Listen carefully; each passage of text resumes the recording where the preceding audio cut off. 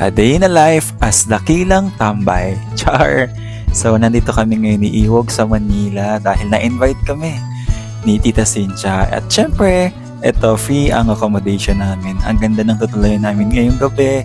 At, yan si Iwog, enjoy na enjoy. Ang ganda rin ng view. Syempre, kailangan sulitin dahil sigurado mahal ang binayad ni Tita dito. Sa labas na nga rin pala kami kakain with Tita Cynthia. And ayun, habang naglalakad kami, ayun, may nakakilala sa amin ni Iwog at nagpa-picture na rin siya sa amin.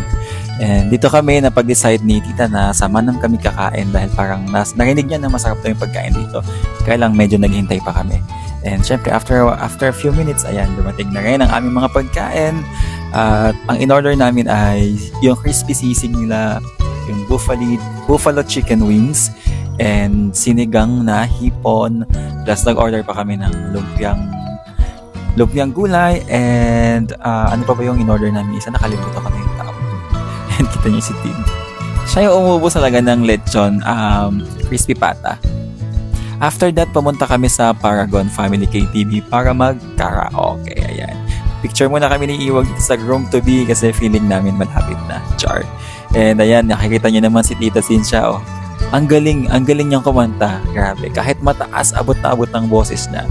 And sanay daw siya kapag kumakanta siya nakatayo. So, dapat siguro gayahin namin siya. Then, syempre, kinabukasan na yan. Nag-breakfast na kami ni Iwog. Alam nyo, isa sa pinakamahirap gawin, yung gumising ng maaga para lang mag-breakfast. Pero kailangan kasi baka magutom ako mamaya. So, sana hindi na ako gigising, pero napilitan ako kasi maagang gumising sila Iwog. And sulit na rin naman, worth it dahil ang sasarap ng pagkain dito. Anyway, nandito nga pala kami sa Novotel, Cubao, Araneta. And, ayun, sulit, busog ang breakfast.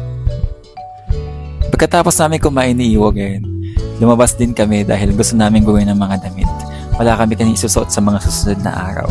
And nagpasama kami kay Ichel, lumibot muna kami dito sa swimming pool, baka sakaling pwede kaming maligo mamaya. And medyo maganda naman, may mga foreigners dito. And then after that, ayan, tumitingin na kami ng mga damit kung ano ang pwedeng isuot. And si Iwag kailangan din niya kasi sa Tuesday, kailangan niyang mag-present, may interview yata siya. And after that, ayan, pumunta kami dito sa lounge ng hotel. Since libre naman ito dahil nasa premier section kami. And ayan, namimili kami. Akala namin sobrang dami din pagkain dito. So, hindi naman pala. So, mga dessert lang. And yung kapatid ko actually kasama namin dito. And hindi siya kasama sa lunch, sa free lunch na to. So, nagbayad na lang kami for 600 pesos para makakain din siya. And dito, kita niyo si Iwog. Alam niyo ba nakailang sandwich na si Iwog? Ito na sandwich. Sarap na sarap siya dyan. And then after that, ayan, pumunta kami sa condo ni Tita at dito kami magmumukbang. Sobrang ganda ng view dito sa roof deck.